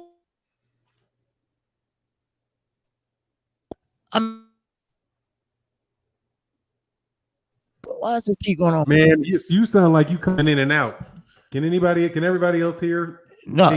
He's coming in and out. You must be over there with Trap House Boxing in the woods. Oh, I forgot to tell y'all, Trap House can't make it because he's at a family reunion out in Waldo, Florida, or some one of them country places. No. Yeah, man, your mic is screwing up, KQKC. Yeah, now you just my mumbling. But hey, let me say something. I want to say something to Trick Nolte. Hey, man, thank you. Trick Nolte is the LDBC supporter of the year for getting a whole bunch of getting interviews on their channel with boxing legends. Want to say thank you to Trick Nolte in the building. Let me think. I also missed a super chat. Well, let me make sure with the super chats. Randy S said 1 Wilder versus AJ, 2 Spence versus Bud, 3 J-Rock versus Jermell, and Eric Jenkins said fights for 2020 Wilder Joshua, Wilder White, Tank Loma, and I gotta say this to Blood, boy, you better be glad. You better be glad I'm sick. You taking advantage of it, man. You taking advantage. Why? When I say there's a problem, you know them guys got to just let it be known, man. You know that them guys are Twitter finger celebrities. You know it's true, man. Don't even argue. You know it's all true. They got bubblegum belts, and then they are finger Twitter celebrities, bro. It's not nothing to argue about, bro. I mean, even the chat know this shit. Even the Errol Spence extremes, which I don't like. By the way, to the Errol Spence extremes, I'm talking about the ones who's holding Errol Spence dick in their mouth. I don't like you motherfuckers. So when you going around talking that shit about blood boxing, because I seen a couple of y'all, when y'all talking that shit, I don't like you, nigga. So it don't matter to me. All right, continue to dislike me. I pay homage to that shit. I love the fact that you don't like me. That's a fucking great thing. Make my day go by much easier. All right? I'll blaze one for you, baby. Don't worry about it. Mike said, "Blood is right. This fanboy business is the reason why we the consumer who pay our hard-earned cash don't get the best fights. Salute Manchester, England, 180." Shit. I just want to talk shit with Blood again. Hey, nah, don't do that no more, bro. 190. Come on now, fam. You know they just got fam in their vocabulary. They stole that shit from BFTB. What about BFTB? That's because they call each other fam. They motherfuckers stole that from. They stole that shit from BFTB. It made it all the way to the It made it all the way to their movies because now they saying it on their old corny ass whack movies over there, knowing they don't got no guns. Knowing that, I mean, come on, man. Y'all make movies over in England. Cut that shit out about that gunplay. Y'all don't know nothing about no gunplay. All y'all know about is butter knife play over there, okay? All y'all know about is the damn butter knife, son. I used to whoop them British dart chuckers' asses, all right? I'm 50-0 against dart chuckers, all right? I used to beat y'all ass when I was 15 years old. So y'all cut it out with all that butter knife talk over there now. For now, you got all the super chats? I did. Yeah, god dog, man. I just don't have the fucking lung capacity to get on blood. It's getting me. Underperforming today. I know what you mean, man. I feel like Ernie Shavers hit me in my stomach yesterday, but I'm gonna give you my 3 fights I would like to see in 2020. One would be J Rock versus Charlo. I think because of the styles, that will be a great fight because Charlo is basically a puncher now. He's an aggressive fighter. He takes a very good shot against the cerebral and subtle style of one J Rock who will be fighting in a couple of weeks. Another fight, of course, will be Wilder versus Joshua because it will be one of the biggest fights in boxing history. And the third will be Terence Crawford versus Sean Porter. Just like Blood said, because Spence is coming back, I would like to see him take a soft touch because I want him all the way back before they can set up the Crawford and Spence fight and let Spence come back, take a tune-up, even though he say he doesn't want to, but somebody probably talk him out of it. Let him get his bearings back, in order, and let him get down to business so we could see that fight, man. So those are the 3 fights I would like to see in 2020. Our next subject, man, we going through this like there's only 10 minutes after 10 Eastern Standard Time. We going through everything quick. What is the next subject? I'm sorry. Because Kurt, man, you just so you just on point, bro. You're on point. You just putting us right through it, man. I got to give it to you, bro. I mean, and then plus Fanon made the agenda. That's why the agenda was kind of a little weaker this week, y'all, because Fanon actually put it together. Not put together the agenda, but Fanon put together a sloppy last job. He did a terrible job at that, by the way, guys. I'm just letting y'all know. Hey, man. Terrible job. I was hurting doing the agenda. I was just like, I was hurting. You look like you hurting, bro. That old age is getting to these OGs, man. All of them are sick, man. Every last one of them. Even KQKC was complaining this morning. They all got icy hot. They all got stomach pains and all of that. My old ass is sick too. I'm not even gonna lie. I got like a little bit of a cold too. So, but it's not as bad. I take it a little better than Fanon. Fanon, he's a little older than me, so he needs to. He really needs to get on that NyQuil, man, and go take his ass to bed after this shit and stop. That's good, man. Because you got your rare opportunity to shine this week. That's right, man. I always shine over Fanon. You lucky that Trap House Boxing ain't here because we would have got at you Florida style. Marlon Jackson got the same lead this week. You lucky, man. Kurt, do we got anything left on the agenda, bro? That's about it. Hey, man, throw one out there. I know you can think of something. All right, we're gonna talk. We're gonna freestyle. I'm gonna come up with something, man. But hey, questions from let's do this. Questions from the somebody put questions in the chat. That's a good idea. First one to come out, man, give me a question. First question to come up that courtesies. Hey, chat, you're gonna have to be my eyes because I can't see the chat. Hey, chat. Put in a question, any topic you want to talk about. We're going to involve the chat, so the floor is yours. And Blood, KQ, or Fanon will see it, and we'll talk about a certain subject. I see one. Fasil Muhammad says, who is the fighter of the year? Didn't we already say who the fighter of the year was? We said that already, bro. We did that. They said comeback. St. Cruzen says comeback of the year. Okay. They want to do something. It seems like the year. They're kind of into the year type thing. Awards of the year seems to be a lot of the talk. Okay. We're gonna first, before we go on, we're gonna go around the panel and ask the panel who was your comeback fighter of the year. We're gonna start with Fanon. Oh man, my comeback fighter of the year.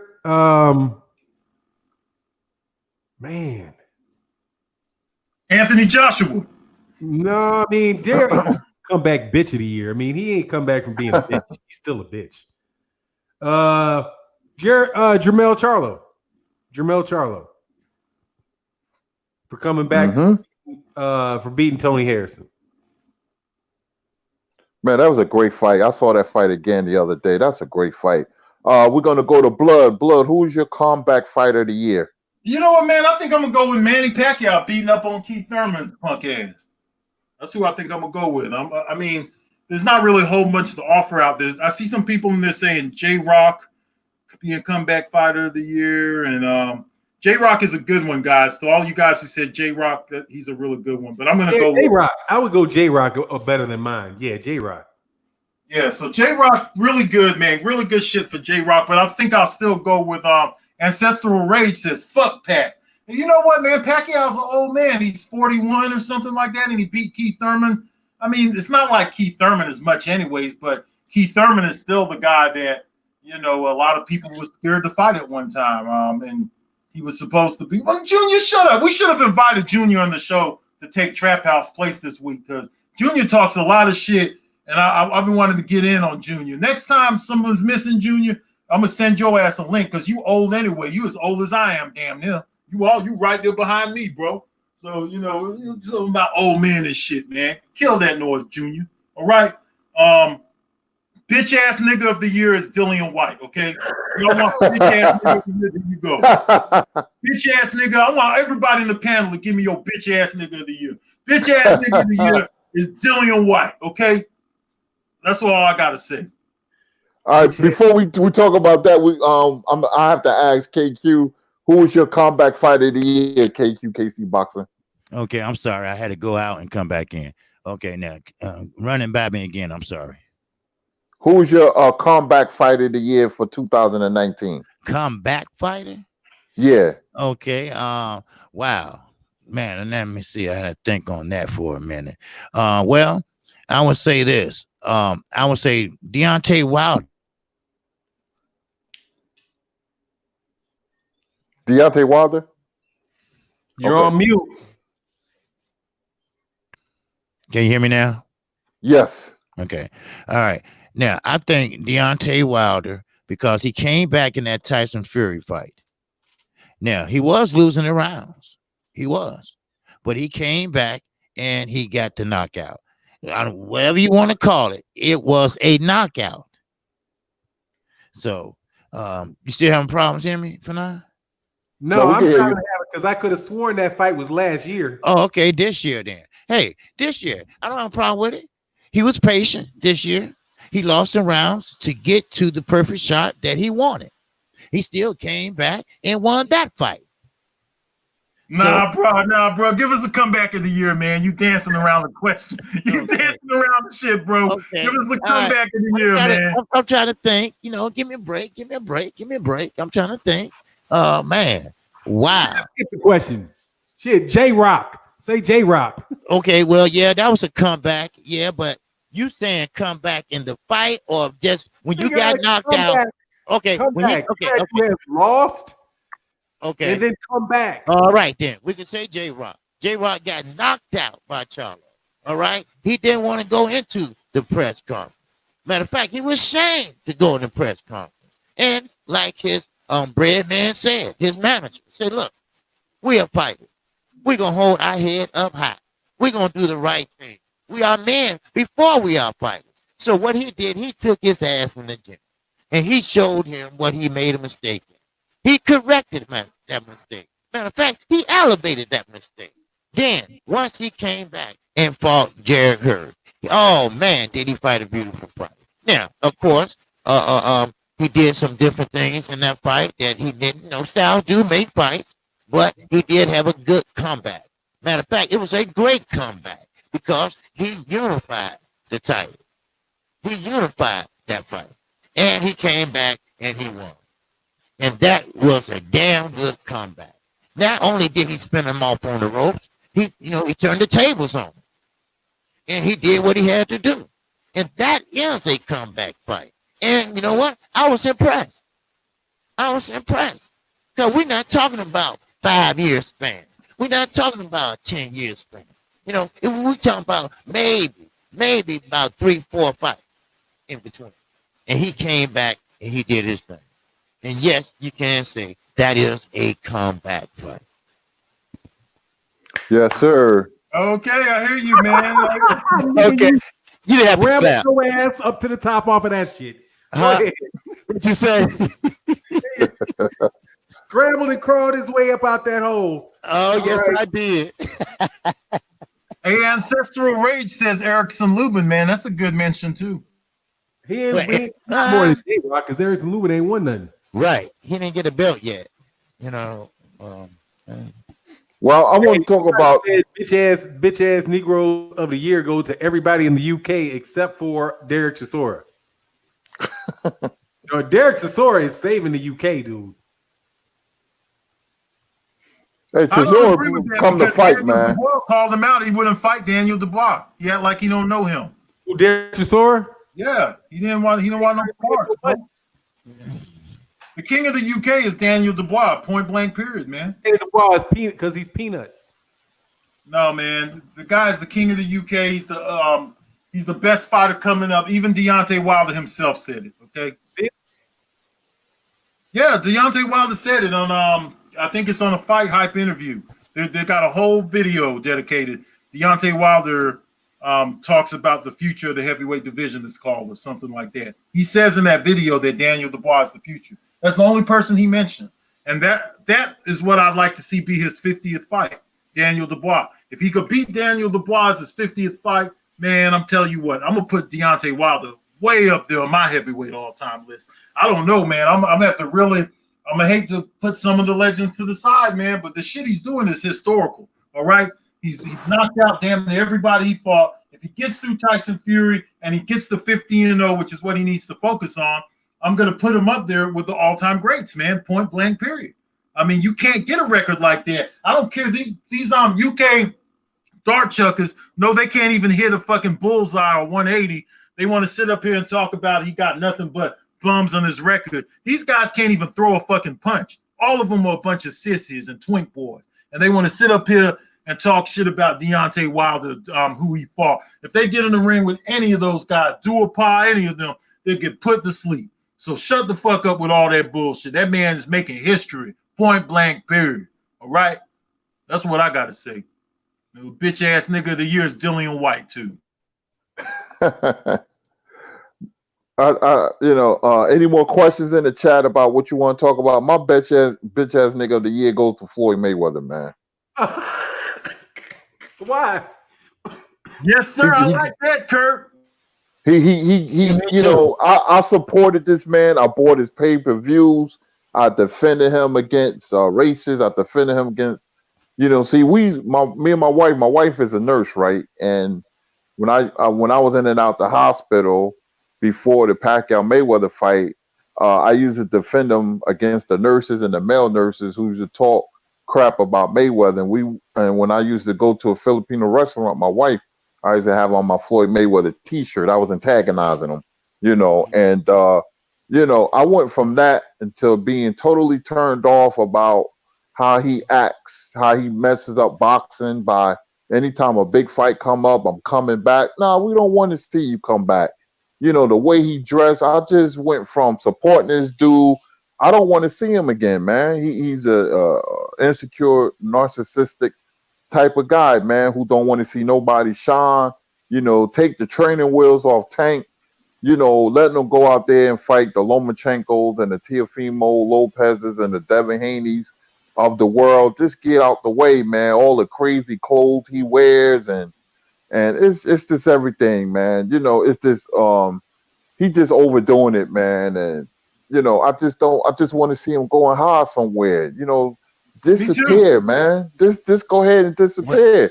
Your name will always ring out. Nobody got time for his bitch ass. His little Napoleon short ass got his Napoleon complex bringing it over here. One thing that you could never have, Floyd Mayweather, is you could never have hype. That's why everybody who joins Floyd Mayweather Midget Weather Promotions has to be under the size of 5'5", because Floyd Mayweather is 5'8" with his 6-inch boots on. He's 5'8", his high heels. This nigga going around. We talking about Oscar De La Hoya. This nigga going around wearing get up that Grace Jones will win.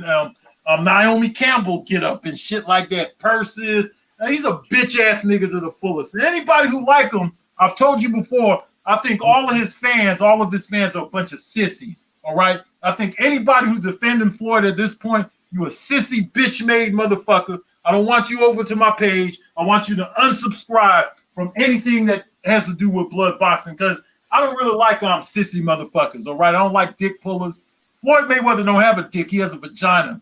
That's why he goes around with women's clothes on and shit like that, with all those tall bodyguards running the train on his bitch ass after a night out in Atlanta. People say, "Oh, Floyd left the fight. He left early because of Terence Davis. He mad." No, he left early to go get him some fixing, some dick. All right, that's what, because he a hoe, he a bitch. All right, a pussy boy. That's what I gotta say about him. I don't like him, and I don't like his fans either. Fuck all of his fans too, man.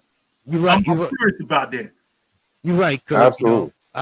Kurt, I was talking about that on my live stream I did yesterday about Floyd Mayweather. How first of all, how he cares about nothing but himself.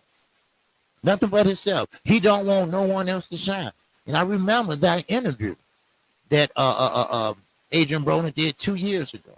He said Floyd would tell you anything you want to hear, but he don't want to see you do better than him.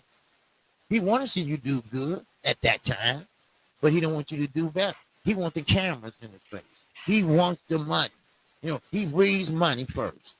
Then he cares about himself second. Then family third. And maybe God fourth. Maybe. And also, he's babysitting. Now, we talking about a guy that I was like you, taking up for this guy. My nigga didn't do that. My nigga didn't do this and that, blah, blah, blah, blah. Yeah, you want to be the best defensive skill fighter in your era, not ever, all right? But you can't teach a young man that been through hell and back, that got the skills, but you won't elevate him up to a better fighter than what he is now? Are you really telling me that? You don't have time to see that he make weight? Not only did he have to move up in weight, and when he moved up, he still didn't make weight. Now, I get it. The manager's job is to make sure your fighter is ready to go. But a promoter job is to make money and make your charge a star. So how you gonna pass on the torch? How you gonna pay and say, hey, he's a new pay-per-view star, if you're not making him out of that? You're not molding him. You're not making him that type of way. What you're doing is you let him fight lower opposition. Then when he run into somebody, just like last week, yeah, he knocked him out, yes, but he was panicking. He was panicking. Yes, because you know why? Calvin Ford said, look, Calvin Ford said, calm down. We was going to go 12 anyway. He had like, he was like, well, what to do now? See, that's because he's young. He's young. He's young and impressionable. So either Jay Prince going to be whispering in his ear, or he needs somebody with authority. He don't need Floyd Mayweather. He needs a Derrick James. He needs a Virgil Hunter. He needs somebody that don't want to be his friend, don't want to be his homie, don't want to be his hero. He needs somebody that's going to make him do this, do that. No, you can't be gaining weight. You can't be looking like a fat ass gummy bear. You got to do what's right. And you got to do and put in the work in order to get the results. If you don't get the results, you're going to lay either on your ass or your face. So that's what I'm talking about. And that's what you got to do.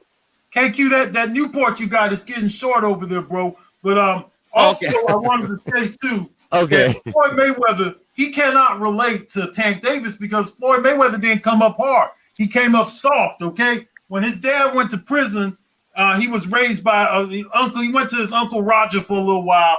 He was a spoiled brat.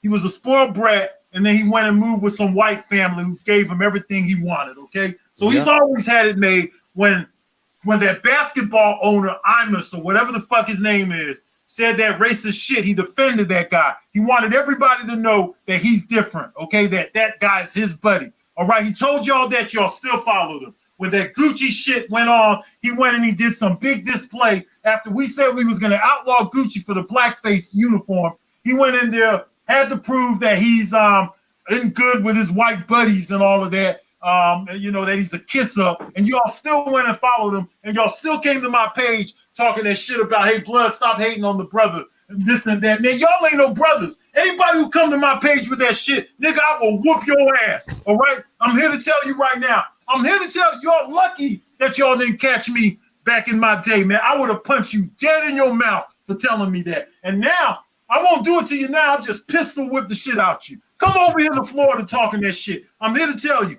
all of y'all are bitch made. Anybody who follows a sucker, little short ass midget like that, you a bitch made nigga. Fuck the Atlanta event. I'm not going to support nothing. The Atlanta event was a failure, okay? Fuck all that shit. Anything that got Mayweather branded on it is a bunch of bullshit. It's pussy shit, all right? Y'all going to continue to put money in that nigga pocket while he laugh at you fucking niggas. That's all I got to say. Yeah, I want to say this about Floyd. The thing that turned me off about Floyd when he disrespected Muhammad Ali and Sugar Ray Leonard, he disrespected everybody who came before him. Let me tell you something. If you ever fought Sugar Ray Leonard in Leonard's prime, he would beat the hell out you, Floyd. He would have beaten the living shit out you. He would have beaten the hell out you. You know, so I don't want to hear that disrespect for the fighters that paved the way, you know, disrespect the great Muhammad Ali. You know, and when he did that, man, I say all bets were off, man. I was like, man, he done turned into something that I don't like, man. I mean, you know, how can you disrespect Muhammad Ali? You can never, ever be a Muhammad Ali. That's what I got to say about Floyd Mayweather. Anybody else got something to say?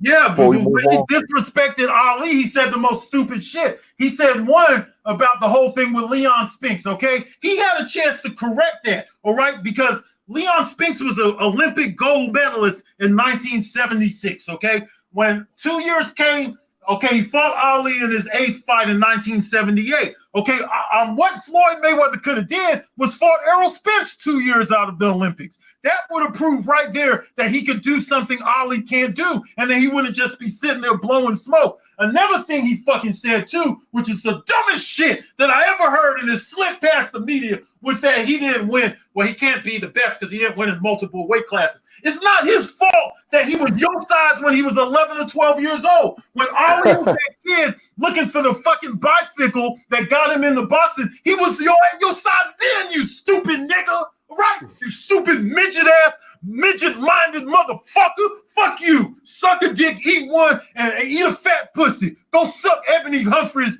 big fucking 50, 60-year-old titties, you bitch. That's all I got to say. Yes, sir. Plus, he played the game because he knew if he stayed away against certain fighters with melanated skin, that more likely he was going to go undefeated. So he knew that. He was smart enough to recognize that. He didn't want to fight Keith Thurman. He could have fought Earl. You know, he stayed away from these fighters. What do you say? He could have fought Porter. That's the dude that would have beat him. Yeah, you know, so he knew that. He was smart enough to recognize that, you know, and he fought certain fighters who didn't have the genetics of others with the quick twitch muscles and the athleticism.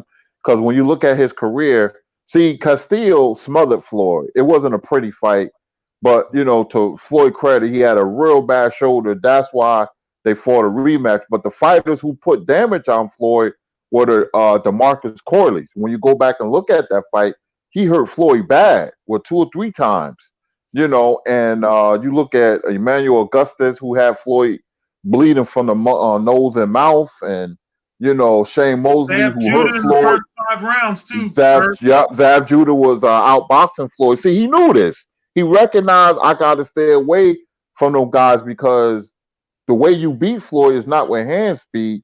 It's with foot speed, because Floyd depends on distance. And he didn't measure the distance correctly when he fought Shane Mosley. He even broke it down. He said, I got too close. That's why he hit me, because Shane Mosley tried that punch in the first round and he just missed Floyd. And what was the difference in the next round? He took a jab at Floyd's body, then he came over the top, boom. And see, Floyd knew that. Floyd said, man, if I fight these black dudes, I'm not going to go undefeated. So he recognized that and he stayed away from him.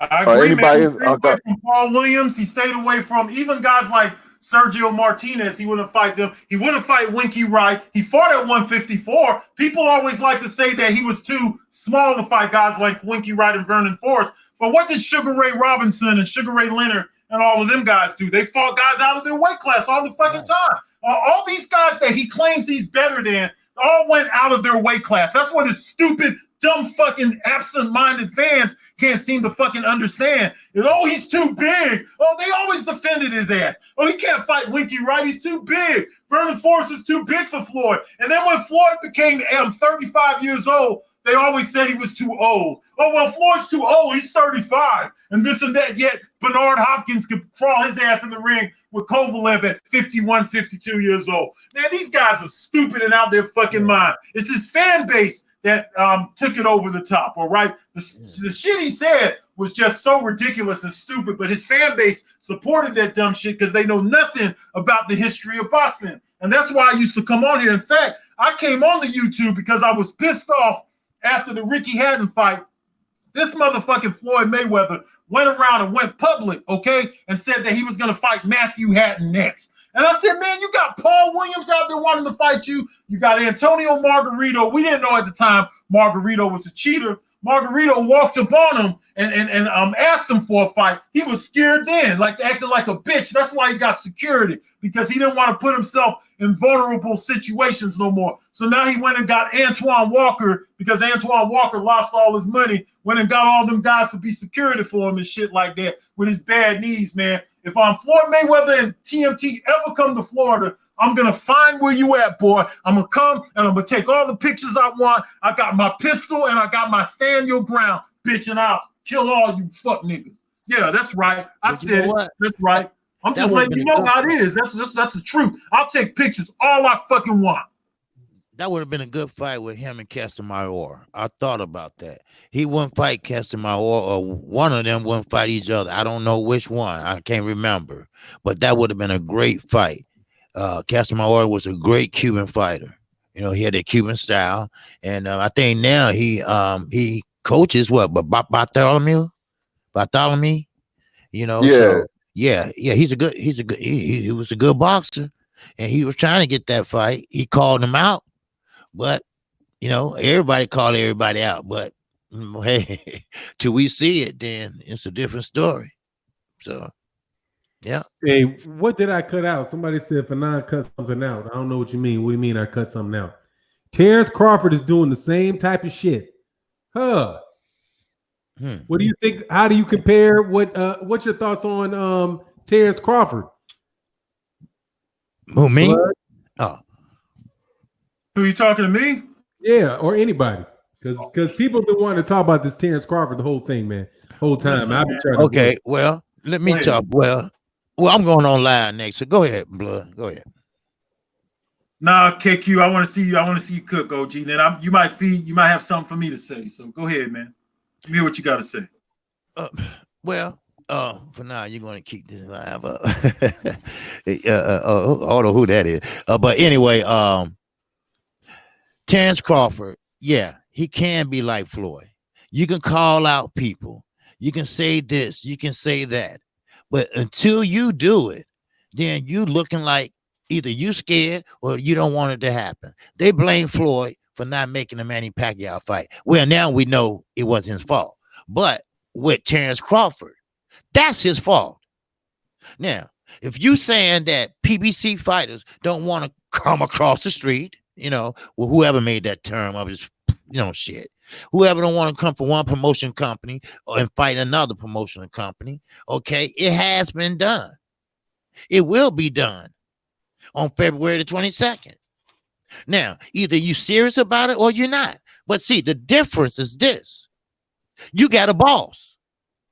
So sometimes you got to shut the fuck up and let your boss handle it. Or close your mouth. Don't pay little Stymie, Timothy Bradley. Don't pay him to talk smack. Now he looks stupid and you look stupid. Because see, everybody going to say, just like Anthony Joshua, when are you going to fight somebody? Why you been sitting around for 10 months, haven't been promoted, haven't been doing anything, but getting an attitude outside the ring, being bitchy. You know, that's what I call being bitchy. You know, so when are you going to fight somebody? Oh, okay, I'm sorry, you fought your mandatory. Oh, I'm sorry, you had a hard time. Oh, I'm sorry, you slipped. Oh, okay, yeah, that was a slip. It was a slip with his hand in your jaw.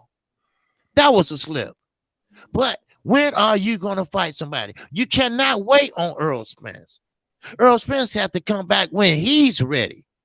You got to go in there and do your thing. Sean Porter, he called you out. Danny Garcia said, hey, I'm here. I'll fight him. But you said, we are friends. It ain't no friends when it come down to business. See, it's a business side and it's a boxing side. This is the business side. You could be friends after the fight.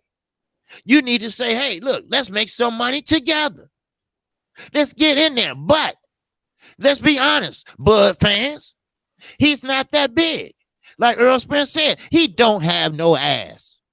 All right? Sean Porter will get to you any way he can. He will get to you from the inside, outside. I have seen him run in that damn ring, but he will get to you. He don't care how he look. Yes, he can switch. Everybody switching now. That ain't nothing special. That ain't nothing spectacular. It's his weight. It's his style. And don't let him get you against the ropes. If he don't smother his punches, take a step back. Then, and only then, it's no rule to say that you unify a division, and there wasn't no killers at 140 when you unified. In Dongo? Oh, I'm sorry. Did I break your concentration? Huh? No, it wasn't. So let's be honest. What a motherfucker would do for a Klondike bar? Huh? They would do anything for clout. But when that clout come back to bite you, what are you going to do? What are you going to do? Nothing. Oh, he my friend. I don't fight my friends. No. That ain't how we work. That ain't how it is. This is a combat sport. And that's your job. That's your livelihood. That's your kids' livelihood. That is your future. You better step up. But, oh, I'm sorry. I forgot. Pepper Bob don't like you. Oh, I forgot. Lomachenko is the man. Oh, I forgot. Telefino did an interview with ESPN. Where was you at, bud? Where was you at? I don't know. But I can tell you, you are the biggest fake I have seen. Your stock is going down. You think about Enron. Hell, what about you? That's all I got. Yes, sir. Terence Crawford problem is he's very stubborn, man. He thinks he's the A side against Spence. You know, if he gets 60, if he gets 40%, I will take that deal because Spence, you know, if he comes back, you know, he's the number one welterweight in the division. And I picked Bud to beat Spence, but Terence has to defer to Errol because Errol is unified. Coming off, most people say the fight of the year. He has all the momentum in the world, man. That's what I'm kind of upset at him, but for being irresponsible in the car crash. But you know, he's still here and he's going to resume his boxing career. But Terence Crawford, man, you know, he's just making all the wrong decisions and being stubborn, and you know, he's in a bad situation. And he's my favorite fighter, but I cannot defend him fighting people like Mean Machine, and you know, you're at the end of your rope, or you know, you're making bad decisions. So there's nobody who he could fight. The Ugas fight is there, the Porter fight is there. But I know what Bob's going to do. Bob's going to drag up Jose Ramirez to fight him, you know, in the very near future, you know, or go get Regis Prograis, you know, to fight Terence Crawford. I don't want to see that. I really don't, because there's a collection of welterweight people he can fight, and it's just an ongoing saga of Terence Crawford being at the wrong place at the wrong time and making all the wrong decisions. Anybody else has anything else to say about that, or we talk about another subject? I got something else to say. Trignolti says in the comment section, he says Floyd ducked the sparring match with Vern Force. I heard this from Boxing Legend, and he said that Floyd ducked Nate Campbell as well. Well, Floyd ducked a whole bunch of black fighters, man. He wouldn't fight black fighters, and that's the problem. That's one of the things that define his legacy, and it will never go away. And to make it so bad, there wasn't even a whole lot of black fighters that were around the welterweight and super welterweight division at that time, but he just avoided all of them. As for Terence Crawford, first of all, Keyboard Warrior, I think your name is, We can speak however we want on here. If you don't like the way we speak, then you could go to a different channel. And for that guy Clay or whatever your name is, you can listen to Fanon every day of the week. Okay, he's on here from Monday through Friday. All right. If you don't like the language and OG boxing talk, too fucking bad. But this is how we're bringing forth the show at this time. All right. It's barbershop discussion. If you don't like it, you could kick rocks and you could but I encourage you to support Fanon Monday through Friday. Okay, you don't have to support the OG banner. Man, that dude don't support me Monday through Friday. I hardly ever see him. Fuck what he talking about. See, exactly. So you're not even somebody. So you guys shouldn't be on here telling grown adults how to speak. You got to remember, this is the OG panel. All right.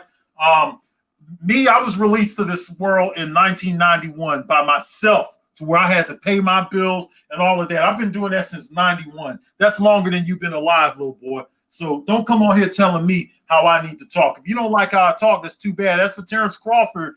Terence Crawford is doing a lot of bitch-like stuff right now, okay? Because there's fights that are being offered to him and he needs to take them. He needs to understand, just because you sign with Top Rank and you have an ESPN platform, your own platform, they downplayed you, okay? They built Lomachenko over you. They promoted Tyson Fury over you, all right? They don't give you no kind of promotion whatsoever. You're not even in their top pound for pound, all right? You're getting older. You're already, what, 33?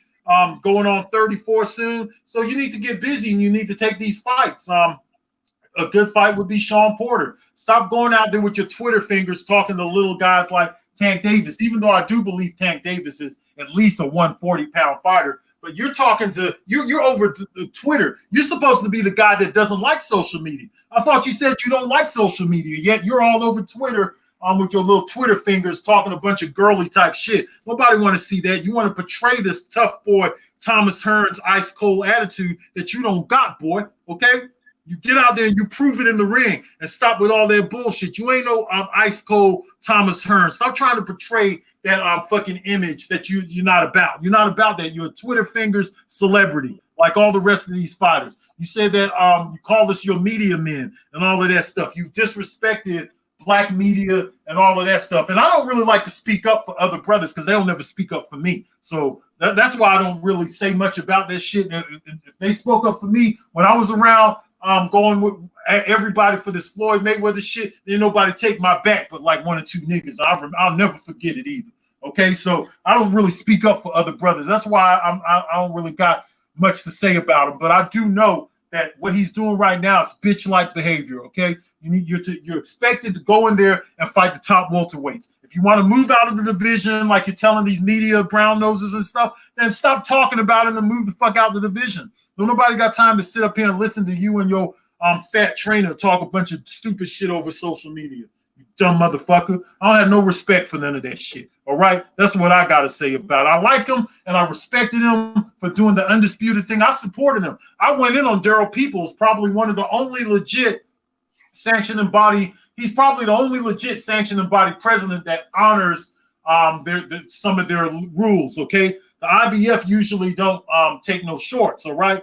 And that's black owned. The guy at the top of the IBF is black, Daryl Peoples. I went against him for Terence Crawford's bitch ass to start acting like a little hoe and calling people media men and shit like that. But none of that shit sits well with me, bro. I don't like nobody coming at me wrong or foul. I don't care how much money you got, man. I will slap your fucking ass.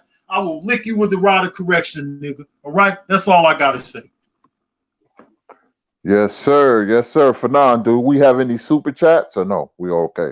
Let me check. I don't think so. Oh, yes, we did. Yeah, it's my bad.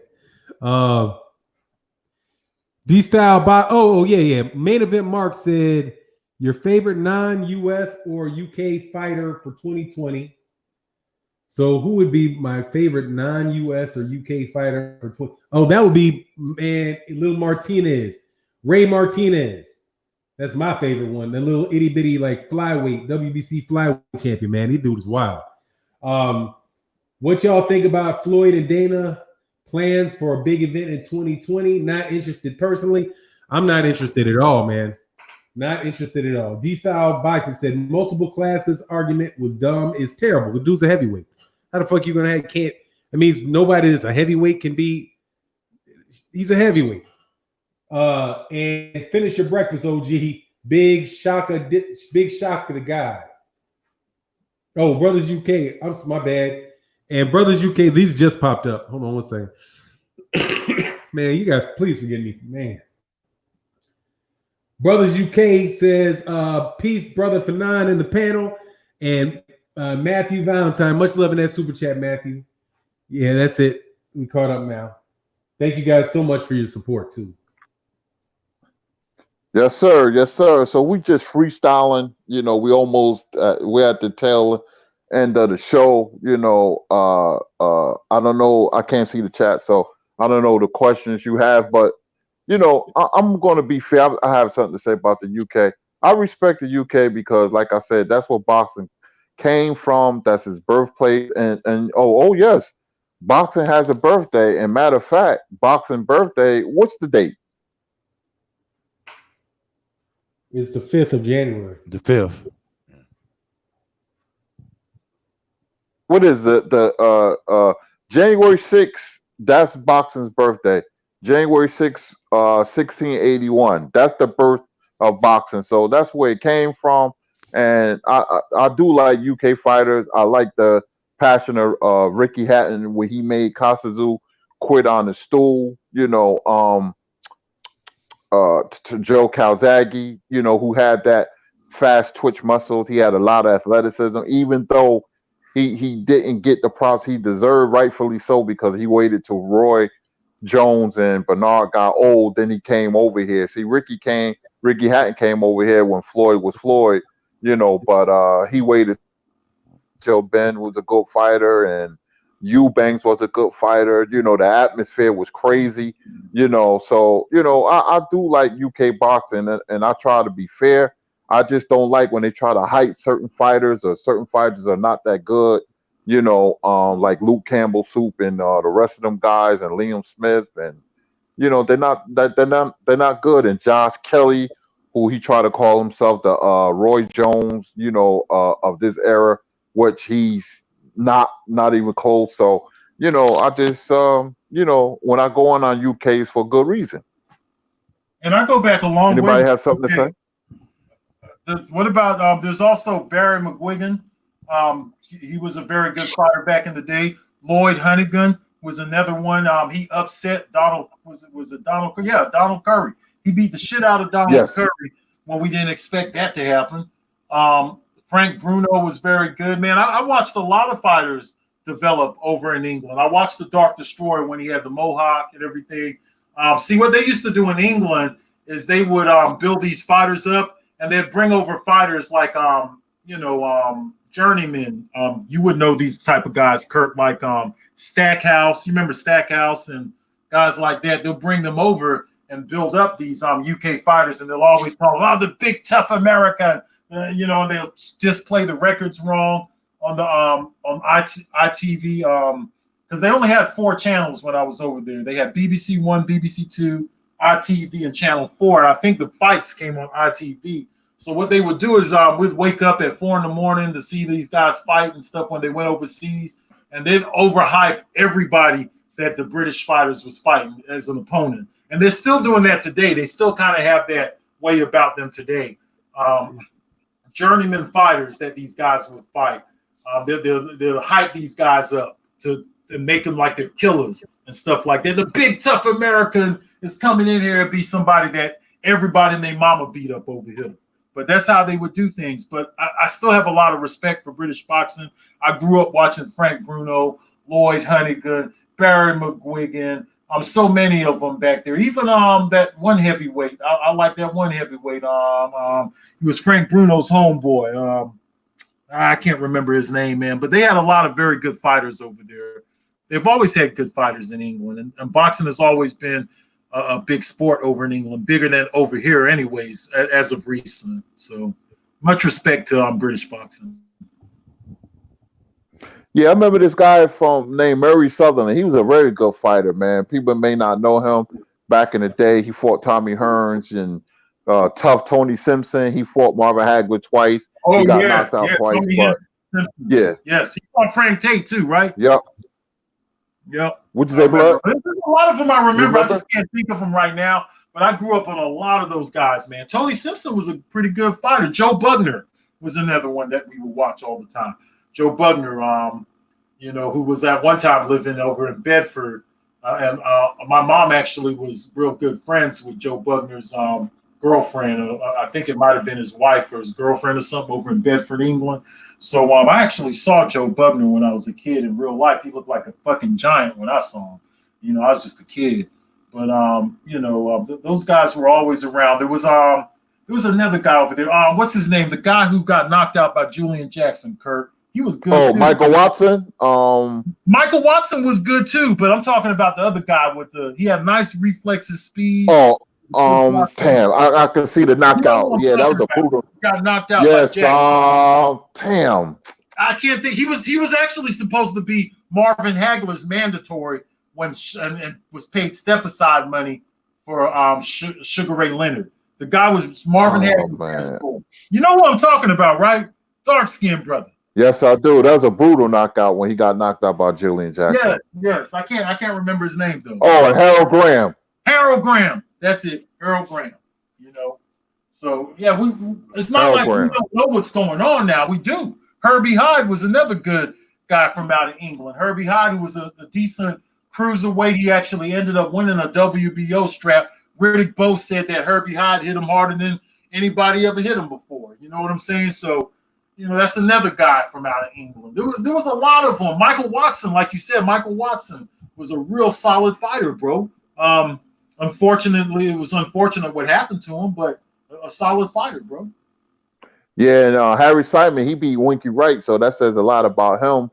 I believe he killed somebody, vehicular homicide, and people forget Prince Nassim Hamed killed somebody because he was drunk driving, people don't talk about that, but he murdered somebody, and but just to talk about England boxing, UK boxing, hey, I'm a fan. I just don't like when they try to put down American fighters, but it is what it is. But Fanon or KQKC or Blood Boxing, anything else you want to talk about?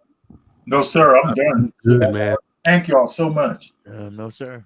Yes, sir. Yes, sir. So we're gonna have an outro. We're gonna go around the panel. Let me get these couple of super chats though. Sure. Peace. My man Hurricane C Travel said peace to the panel. Salute. Then I think I got Matthew Valentine and Brothers UK. Man, thank you guys so much for supporting the channel. And again, man, next week I should be back full strength. This was a hard one. Go ahead. Yeah, I want to go around the horn, the panel, and tell everybody where they can find you. And we're going to start with KQKC Boxing. Yes, sir. You can find me right here on YouTube, KQKC Boxing Network. Actually, I will be coming up next right after this, doing a live stream. And also, you can find me right here on OG Boxing. That's right. And that's at 8:00 a.m. Central Time. And y'all also can find my email and all my information in the description box and all my videos. So with that, that's all I have. And for now, I hope you get better soon, man. And, keep your damn germs to yourself. Blood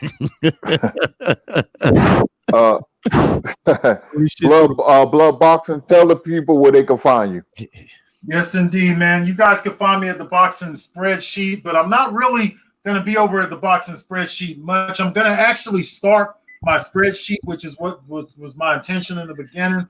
I'm going to be doing PowerPoint displays over at the Boxing Spreadsheet in 2020, but I will be spending a whole lot of time at Retro Boxing and Documentaries. I have a new video out over there. It's called The History of Boxing Video Games. It's just the first part to that. I do plan on bringing Kurt Anderson. He was pretty busy during the New Year, but I'm going to get Kurt Anderson in on that discussion because I got another part coming out 1999 to today. And then I got a discussion that I'm going to have about that. Then I have other in retrospects coming out, and I'm opening back up. The heavyweight series 1982 is where we're at. I'm working on it right now. I'm trying to get it done. I've got more stuff. I promise I'm going to be more active on Retro Boxing and Documentaries this year. guys are going to see guys like Fanon over there and Kurt, because I have projects that I'm going to work on with these guys. KQKC, all of these brothers will be around to hang out with me on retro boxing and documentaries, man. And I like to apologize for all the bad language when Floyd's name came up. But hey, it is what it is, man. I just got to get it off my chest since it came up. Shit, I didn't bring it up. You know what I'm saying? You guys brought it up. But that's all I got to say, man. Trap House will be back next week too. Peace out. Yes, sir. I got to talk to you behind the scenes later today, Blood. You know, so Okay. you can get some things squared away. I'm here all Fanon, day, tell man. the people where they can. Okay, thanks. Fanon, tell the people where they can find you. You can find me right here on this channel. If you're not subscribed, hit the subscribe button. You can check me out on Twitter also, where I'm a Twitter troll, though. I'm just letting you know. There's nothing productive over there. I'm just a troll over on Twitter. But yeah, this is where you can catch me. And thank you, man. Thank you guys for co-hosting and showing up today. And we'll be back next week. Yes, sir. Yes, sir. My name is Curtis Anderson, aka Kurt Sugar. You can find me on Blue Blood Live TV Monday through Friday, 3:30 to 4. Sometimes we come on a little later, you know, because Blood is so busy. He's always on the grind. And you can obviously catch me on OG Boxing Talk for non-boxing. I want to thank the chat, you know, for your participation and your super chats. I want to thank you for participating with us, you know, on OG Boxing Talk. Shout out to the LDBC. We doing big things, man. We monopolize boxing. All shout out to all the channels who does great work and great content. And with that, I'm out. Peace. And for now, you got a couple chats, super chats, didn't you? Yeah. I think I showed them. Oh, okay. Yeah, hold on 1 second. Yeah, Eric Jenkins, man, thank you so much. Eric Jenkins said, peace to all the PSOGs. Please take that PSOGs. Please take that vitamin C. I will be as soon as I get off of here. So I love you, OGs. That's CIREAT 357 said, love you, OGs. Y'all keep it real. Yeah, and also you said you need my theme music. The theme music is that's Wu-Tang. It's Wu-Tang, and I can't remember. You just email me, man, and I can give it to you. Yeah, I can't remember what the name of it is. All right, y'all. But with that, we out. Peace. Peace. Peace.